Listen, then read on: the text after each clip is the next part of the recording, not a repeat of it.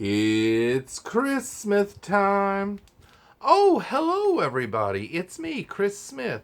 Guess what today is? Or maybe it's not today if you're watching this after July 3rd, 2022.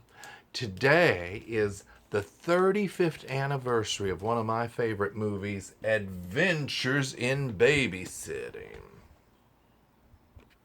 Here, I turned off the ring light so you could see the poster a little better. Now, this is the genuine poster, as you can tell, because of the lines in the middle of it, because they used to fold the posters when they sent them to the movie theaters. So, for some reason, they didn't know that you could roll posters and send them. I don't know, I guess it was cheaper to fold them. So I got this one from the South Side Cinemas in Goody, Kentucky, which was our mall theater. And for some reason, Adventures in Babysitting just struck a nerve with me in a good way. Oh, hold on. It was one of those rare movies where when you watch it and it ends, you're like, oh, and you just want to jump into the movie and live there. It was set in Chicago, and it was about a girl, Chris, who had the same name as I, who was going to go out with her boyfriend, Mike, an older boy, and he canceled. He said his sister was sick and he had to watch her. So she didn't have anything to do, so she ended up taking a job babysitting for the Andersons. So she goes over to their house and she's babysitting Brad and Sarah, even though Brad was, like probably a freshman in high school and she was like a senior. Or was she a junior? I can't remember now. Well, anyway, he was a little younger than her, so she really wasn't interested in him, but he had a big crush on her. His little sister was Sarah, and then his friend, Daryl Coopersmith, came over to hang out. And then they have to go and pick up Chris's friend, who had run away from home but was down at the Chicago bus station downtown. Brenda's her name. And of course, she didn't have any money and she couldn't get home, so the kids ended up going with Chris to pick up Brenda. And of course, there's a blowout on the expressway of the tire, and they just get into all these adventures in babysitting. Now, so the movie came out, as I said, on July 3rd, 1987. I had recently graduated from high school, not to date myself, but oh well. It was written by David Simpkins and directed by Chris Columbus. Now, Chris Columbus, it was his directorial debut, and he went on to do Harry Potter movies. He did Rent. Did he do Mrs. Doubtfire? He did. He did Mrs. Doubtfire. He did Stepmom. He did Home Alone 2. So Harry Potter and the Chamber of Secrets, Harry Potter and the Sorcerer's Stone. So many movies. As I said, Rent. I met Chris Columbus when he came to a place that I worked, when he was working on I Love You, Beth Cooper, and this is Chris Columbus. And that was in 2009. And I told him, and this is a true story, I told Chris Columbus that I saw Adventures in Babysitting 17 times in the movie theater. And that is true. It only stayed at my movie theater for the month of July, so it was there for 4 weeks, I believe. And I went several times a week. And then, when it wasn't there, it was playing in the nearby town of Kermit at this little theater. I think they had 2 cinemas. So I went with my girlfriend, Barbara. Yes, girlfriend. And we went a few times. And so, yes, so it got to 17 times. Now, I was absolutely obsessed. So, to mark this momentous 35th anniversary, I was looking online for some of the fun facts that I could find about the movie. Did you know that it was shot in Toronto, but it was too clean, so the crew had to put garbage all over the streets to make it look a little bit more like Chicago? Isn't that fun? And, yes. So, oh, but I didn't finish my Chris Columbus story. So I told him that I saw the movie 17 times in the theater, which he was amazed by. And the next day when he came, whoever he was with, he told him, "This is the guy I was telling you about." So, was he telling him that I was crazy? I don't know. But I was not making it up. I did see that 17 times. Now here is Chris Parker, played by Elizabeth Shue, and her young charges, Brad and Daryl Cooper Smith, and young Sarah. Now, they were played by Keith Coogan, Anthony Rapp, who would later go on to be in Rent, and Maya Bruton. Oh, isn't that wonderful? When Chris Columbus directed Rent, Anthony Rapp was in that, a bit more grown up. Here he is as a child, and there he is in his Rent years. Now, Penelope Ann Miller played Brenda. Remember when she was down in that bus station and she didn't have her glasses because the homeless lady stole them, and then she was just wandering around. She had replaced them with different glasses, the lady that stole them. So she was wandering around. She was practically blind. Now, the movie was out from Touchstone Pictures. Remember that logo? Touchstone would slide across the screen, and whenever they would do the previews at the movie theater, they always showed Can't Buy Me Love, that was coming out next from Touchstone, with Patrick Dempsey, before Grey's Anatomy, of course. Now, the movie, according to Wikipedia, earned $34.4 million at the box office. A lot of that from me. And I just loved it. It also had Bradley Whitford in it, who played the boyfriend, Mike. He was a jerk. And it turned out that he was cheating on poor Chris Parker because she wouldn't put out. So he was going out with another girl who of course did. The kids ended up in a car that got hijacked or carjacked by this dude, and he took it to to one of those chop shops where they take parts of cars and chop them. And so they steal a Playboy magazine because the girl on the cover looked like Elizabeth Shue, or looked like Chris Parker. Now, of course, Elizabeth Shue had to pose for these pictures, but she was mortified and even told the LA Times back at the time to make sure they said that she did not pose nude in those pictures. They were all tastefully done with like her shirts, covering things. But yes, and I'm just going to gush about it.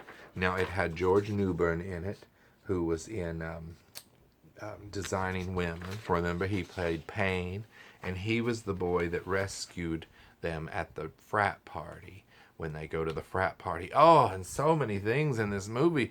I wish I could have the cast right here in my bedroom to interview. Wouldn't it be funny if they just popped up, even on a split screen? But we don't have that kind of budget on my show. But here they are when they ended up as a couple. Spoiler alert. Yes, when I was a child, I had such a crush on both Elizabeth Shue and George Newbern. And isn't that funny? He played Dan Lynch, a college student. Here's handsome John Pruitt. He's the car mechanic. He came to tow their station wagon, Chris's mother's station wagon, and he had the hook for the hand, and they were terrified at first. of course, Vincent D'Onofrio, who's had quite a career, and he played the mechanic Dawson, who looked like Thor. You know, I read in my notes that it wasn't originally supposed to be Thor. It was, in one draft, it was Dan Rather that little Sarah had a crush on, which is weird. And then she was into He-Man and She-Ra in another draft, but those characters meant nothing to Christopher Columbus, so he changed it to Thor. Oh, guess who's here? Look, it's Blackie Humphrey. Now I've shown Blackie Adventures in Babysitting, and he loves it because, you know, it was before he was born. He wasn't born decades, you know, I was born decades after Adventures in Babysitting. Wish this wasn't so crooked. Well, what else? So yes, the article that I read said that it was originally Dan Rather that young Sarah was obsessed with, and then they changed it to the Chicago Bears, but Jeffrey Katzenberg told them, no, in 10 minutes nobody will remember them. I never knew those Chicago Bears. Then they wanted to use Spider-Man, but they couldn't, and of course the He-Man and She-Ra, and finally Marvel said, we've got this Thor guy, just take him and use him, do whatever you want with him. And they got to use him. And David Simpkins, who wrote the script, as I told you, he said that some things in the movie he regrets now, like where Brad calls Thor a homo. He was just teasing his sister about her crush of Thor, and he regrets putting that line in there. I mean, you know, yes, it's derogatory, of course, but that is something that a teenager would probably say to his kid sister, tormenting him.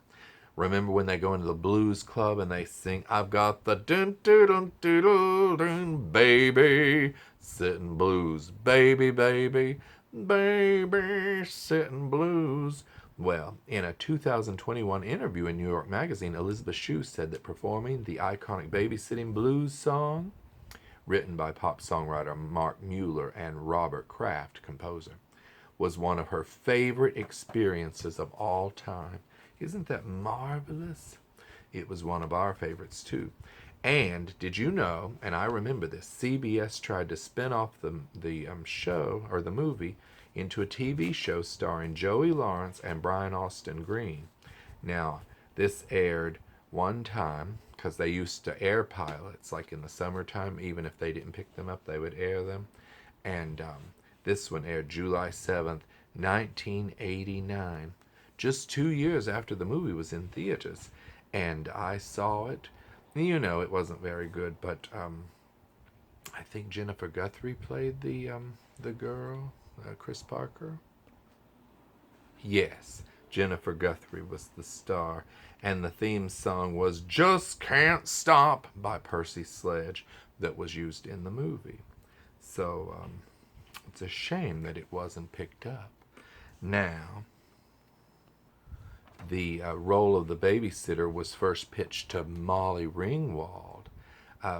Paramount had bought the movie, and they optioned the script, and they pitched it to Molly Ringwald, and she said, no, I'm done with this. So then Paramount had to find people that were in their stable of stars to use.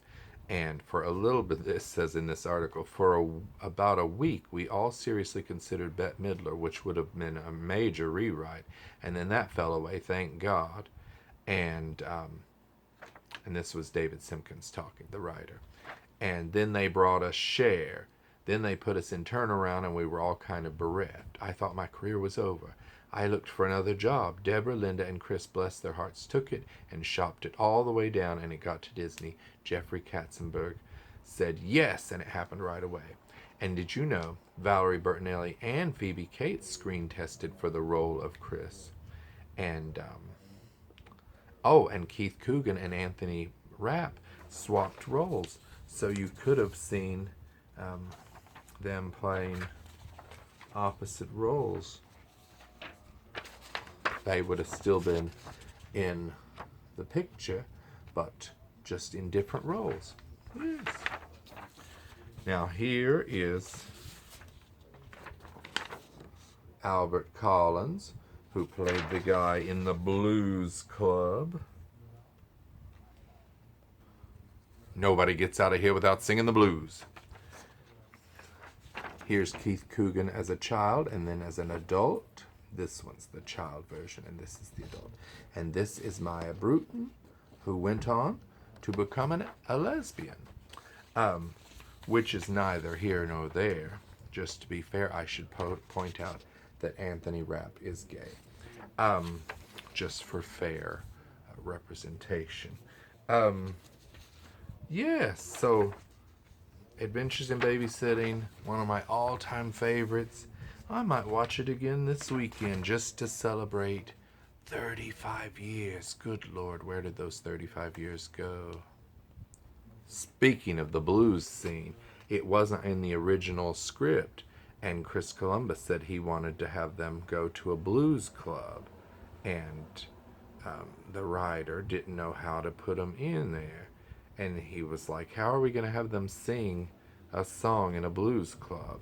And Chris Columbus said, it's the house rules. They don't leave the stage until they sing the blues.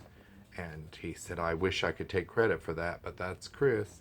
And the hot dog scene with Brenda was also a last minute addition, where they were, remember the hot dog vendor, and he was like, if I don't get any money, you don't get a wiener. And she's like, I don't have any money. And he says, then I don't have a wiener. That was a last minute thing too. But we're glad that those things are in there.